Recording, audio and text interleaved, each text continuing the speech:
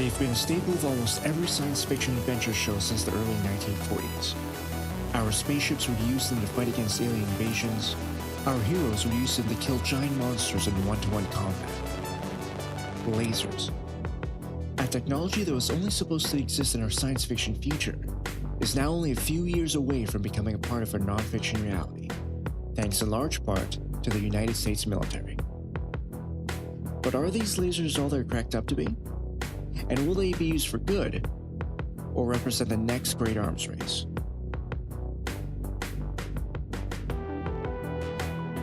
Hello and welcome to Life in 2030, a podcast produced by QuantumRun.com that focuses on the trends and innovations that will shape your world over the next 2 decades. My name's David, and I'm your host. And this season, we're exploring the impact our generation will have on shaping the future of humanity. To that end, this episode will explore the growing field of laser weaponry. I know it's an odd topic to base a podcast around, but laser weapons are said to have a massive impact on global peace and geopolitics in general. On one hand, they'll spur a new arms race. On another, they'll lead to a dramatic decline in the civilian casualties of future wars. To help us understand the possibilities behind laser weapons and why they're finally becoming a reality, we're joined by a special guest. No, thanks, David. I'm a senior associate at Avascent. My name is Mike Bergen, and I run their future weapons and space practice. I'm a director on a number of projects that work for not just U.S. customers, but also international customers, both commercial and government. So I'm very involved in not just weapons, but also future technology that go along with the weapons. Now, to give you some context, we asked Mike to share with us a little bit of background into the development of lasers and why the U.S. government is so interested in their development. Sure, David. So to start, really the U.S. government's been thinking about lasers for some time, especially since the end of the 1960s, early 1970s. There were classified research and development programs on chemical lasers. This grew throughout the 70s and the 80s, reaching its apex with the Strategic Defense Initiative. And for those who know what that is, that's the Star Wars program in the 1980s that a lot of people heard of. It was a $30 billion program that wanted to integrate lasers, railgun with a centralized computer for essentially defense against ballistic missiles on Russia. Sounds very cool. Sounds like it was a very interesting idea, but I think reality set in and they realized that the technology really wasn't where they needed it to be. So after the 80s, there was this hangover of reality that slid down. A lot of the budgets for lasers dropped. So there wasn't a lot of research and development throughout the 80s. And between the 80s and the last couple of years, it's been fairly stagnant. There's been some ups, some downs, but there hasn't been really a lot of focus in the engineering and development stage. So there's been a cyclicality of this spending, and that's generated a lot of skepticism, which is why for a number of years, there's been a lot of risk for investing in lasers. That's actually changed from what we've seen in the last couple of years. We're essentially reaching a tipping point where the technology, the threat, and the business case for lasers is really setting the stage where it could catch fire in the next couple of years. And the third offset is something that the U.S. government is focusing on, and that's one of the reasons why this is being driven through. And I bring this up because the third offset is what's driving a lot of the technology investment in the U.S. government. And the U.S. government is going to be the one likely to drive lasers to a future operating environment. Now, the third offset is essentially a way for the U.S. to gain a technological advantage over its adversaries. The first offset was during the 1950s with nuclear weapons. During the 80s was the second offset, and that was stealth and precision munitions. And the third offset they're looking for right now, there's a number of technologies, whether it's autonomous vehicles, quantum encryption, AI, railgun, and lasers is a piece of that. It's essentially a horse race. Which technology can you invest in to put us at an advantage? And lasers, both solid state and directed energy, are really kind of a focus of the U.S. government. Which technologies will give the U.S. the edge in the 21st century battlefield? As Mike explained, laser weapons are one of several giant leaps forward that the U.S. military is now investing in to ensure that future wars become entirely lopsided in their favor. But now the question becomes, why are laser weapons only now becoming a reality? What underlying technologies have advanced to the point where laser weapons are now both economical and useful in the battlefield. We asked Mike to share his insights. So, three main reasons why now is such an important time for lasers to actually pick up and be integrated into our operating forces. One is the gain in the technology maturation. There's been major advances in laser types, specifically solid-state lasers, moving from chemical. Solid-state are much more important because they essentially have an unlimited magazine well. They essentially have unlimited ammunition as long as they're plugged into the proper power source, where chemical lasers deplete depending on which fuels you put into it. There's also been recent demonstrations and gains in addressing technical challenges. The three main technical challenges are scaling the power, beam efficiency, and beam forming. And when you think about who's going to be using the lasers, with the Navy being loaded on Navy ships, it's a very harsh environment with the salt spray, with the atmospheric attenuation. So the lasers need to be made in a specific way for the U.S. Navy. For the Air Force, they have another issue, and that's the jitters of the aircraft. When you're flying, you realize the vibrations of the aircraft. If you mount a laser on an aircraft, you're going to have to deal with those vibrations, especially if you're concentrating a laser. So there's been a number of recent technology advances to help address those technical issues. So that's the first piece. Second piece is the evolving threat environment. You have actors like China building up their strategic missile and anti-ship missile stores. You have Iran, which is using UAVs and fast boats for their asymmetric defenses. So you have these threats that are essentially becoming distributed. And that leads into the third piece, which is the fact that we have a bad business case from the U.S. perspective. The U.S. Department of Defense has a bad business case of shooting a missile down with a missile. We make very expensive things in the United States, and the missiles we use for counter battery are one of them. And the fact of the matter is our missiles cost between $1 and $3 million a piece, and it doesn't make sense for us to shoot down rockets and artillery that the enemy is paying $10,000 for with $1 million missile. It doesn't make economic sense. So the solutions like lasers, they're uniquely capable of solving these cost concerns because it's a negligible cost per shot. When you think about the cost of a shot per laser compared to a cost of shooting in a ballistic missile off, it's a lot cheaper. So that bad business case, that's really one of the big drivers when we think about why lasers are starting to pick up and why it's starting to gain steam within the defense community. So that's why they've really accelerated funding in the last 2 years, and they've pivoted, at least from the U.S. government standpoint, more from a science and technology engineering to developing and testing effort. Okay, so now that we have an understanding of why lasers are becoming a reality, let's learn more about what makes them unique and how they might actually be used in the battlefield. Sure. So lasers really have a distinct advantage, specifically, at least in the short term, from a defensive perspective. Actually, when you think about offensive perspective, you think about reach and power projection.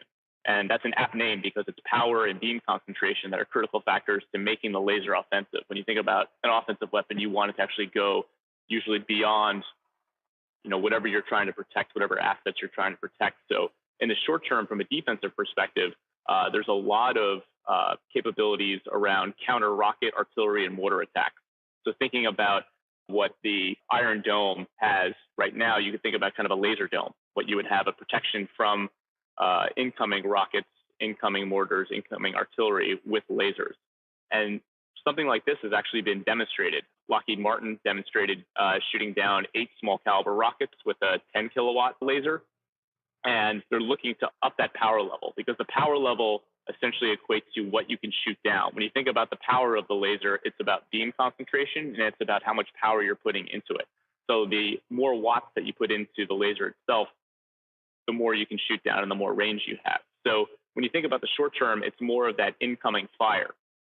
Moving down the timeline, you can talk about countering unmanned aerial vehicles. So thinking about whether it's using an unmanned whether an enemy is using an unmanned aerial vehicle for surveillance or for attack, with a more powerful laser, you can shoot down an unmanned aerial vehicle. And they've actually tested that back in 2014 off of a ship.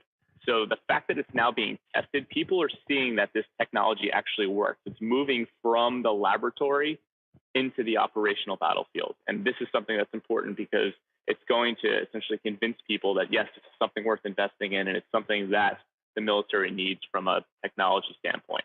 As you move kind of further down, as you start increasing the power, you can talk about countering larger boats or larger swarm groups of boats that would attack a larger U.S. Navy vessel. And then down in the long term, more of a ballistic missile defense.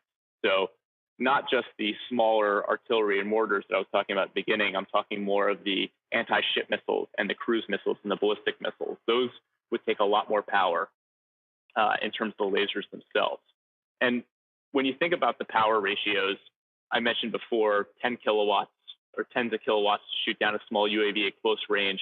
As you start upping the power to 100 kilowatts, that's what you need to shoot down a UAV at a range of multiple miles. When you start talking about the anti-ship missiles and the ballistic missiles during the boost phase, then you're talking 300 kilowatts up to a megawatt per shot. And that's a massive amount of power. So it's usually, it's not something people focus on initially, but power is a big constraint in terms of lasers and what you can do with them defensively. And this is really important because it doesn't only just allow for the defense of the ship or the aircraft, but it allows them to stay in the fight longer. From a ship's perspective, if they run out of ammunition, if they run out of counter battery, they have to move to a location and be refueled. If you essentially have a solid state laser that has an unlimited number of shots based on the power, then you can stay in the battle longer. So this is really a critical capability that the U.S. Navy is looking at. The history of laser weapons, why they're becoming a reality, and how they'll actually be used in the battlefield. Ultimately, what matters is how this new weapon will change how war is fought and how lasers will change the way governments compete with each other in the geopolitical arena. In our previous discussion, we spoke about how lasers could act as a defensive shield against all kinds of ballistic and aerial attacks. We asked Mike to expand on that and share some examples of regions of the world where lasers might actually change the geopolitical landscape. Sure. So, as I mentioned before, this is really a horse race of technology. And unfortunately, part of war is economic. And I would say all countries don't have the luxurious $500 billion to spend on defense as the U.S. does. So if we're making a directed energy investment and there's going to be a tipping point, if we can prove from the U.S. standpoint that this is something worth investing in and worth purchasing, there's going to be a Me Too strategy, specifically among the nations that we're friendly with. So from the standpoint of other nations buying it, we'll probably end up, as long as they can pass regulations, you could have countries, like you said, like Israel, like Great Britain, like Australia, using a similar technology to essentially augment the capabilities they already have. Now, from the other side of it, you have China and Russia that are absolutely investing in directed energy solid state lasers right now because they see what we are doing on our end. And what it's doing is it's essentially flipping the economics. Right now, China sees the way to defeat us as essentially just surge, mass, and numbers. But if we can flip that equation from the standpoint of we will not run out of missiles if they shoot their own missiles at us, then that changes the way they fight. So it's almost an incremental, it really ends up being an arms race. It ends up being if we have this, then they'll have to have something similar to actually counter it, because then their initial tactics will not work on our ships or aircraft if we were able to counter it with lasers. The leadership in Washington sees lasers as really a way to tip the scales for us, specifically from a numbers standpoint. So there's direct energy champions across the warfighting community that are really buying into directed energy. And what you mentioned before, what could it do from a geopolitical standpoint? Well, it'll actually change the way, I think, from an aerospace and defense community, what those companies, what they'll be making. You might have a more of a focus on lasers, or you might have a focus on ways to counter lasers. You think about if we start implementing lasers, there's two things the enemy could do. They could either start, doing something in parity, or they could start hardening up their missiles or hardening up their UAVs that reflect the laser or repel the laser. So you could have some incremental jump in their UAV or their rocket technology when thinking about how to counter the lasers that we will implement in our assets. So that's one side. The other side is once other countries start adapting and adopting the laser itself, you'll start having, as you said, Pakistan and India, you'll start having near-peer competitors being able to essentially counter themselves. So it won't actually make too much of a difference in terms of how they are geopolitically, but how they act as a nation, it will be different.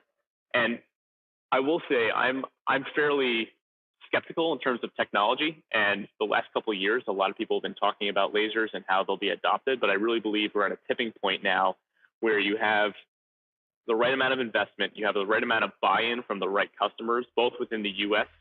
and from a threat perspective. You have China and Russia building it, so we almost have no choice but to invest in lasers. And for the next couple of years, we believe actually that at Avascent that we'll see a sustained growth, sustained more than previous cycles due to successful field testing and increasing urgent operational need.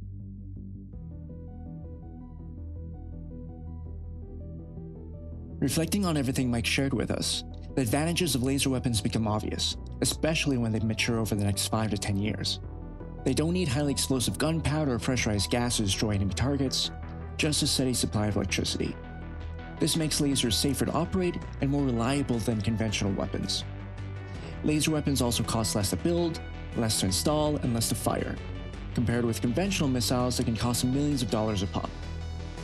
This also means that over the long term, laser weapons will help militaries, especially that of the US, reduce their operating costs and their overall tax burden on society. But let's look broader. Where in the world might lasers actually play an outsized role in future conflicts? One obvious example is Israel. This tiny country is constantly bombarded by rockets and artillery from its neighbors in the Gaza Strip, Lebanon, and Syria. Luckily, the country has found some success in countering these threats through their development of the Iron Dome, a protective system that shoots down rockets with other rockets. But as you might have guessed based on Mike's earlier comments, this Iron Dome isn't really sustainable in the long run. The average rocket fired from Lebanon during Hezbollah's 2006 war with Israel cost about $5,000 to $10,000, whereas the average interceptor missile Israel has to block future Hezbollah rockets costs about $100,000 each. That's quite the difference. So, should this Iron Dome be replaced by a laser dome as Mike hinted at, Israel will be able to defend its citizens from an infinite number of rockets and mortars at a minimal cost. This would eventually dissuade future attacks upon Israel or force its enemies into committing more conventional, though costly land-based attacks. Likewise, the world's biggest threat of a nuclear war isn't between the US and Russia, it's between India and Pakistan. Both countries are in a nuclear arms race much like the US and Russia were during the Cold War. And should a war break out between the two countries, especially over issues of access to water, 1.5 billion people would be at a risk of a nuclear holocaust. However, if both sides line their borders with land or drone-based laser cannons, either side could shoot down incoming nuclear ballistic missiles long before they reached heavily populated centers.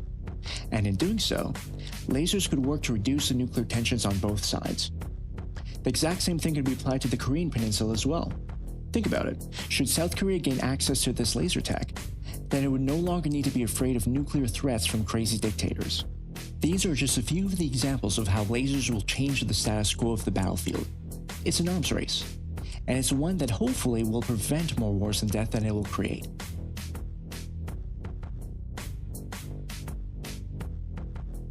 So what do you think?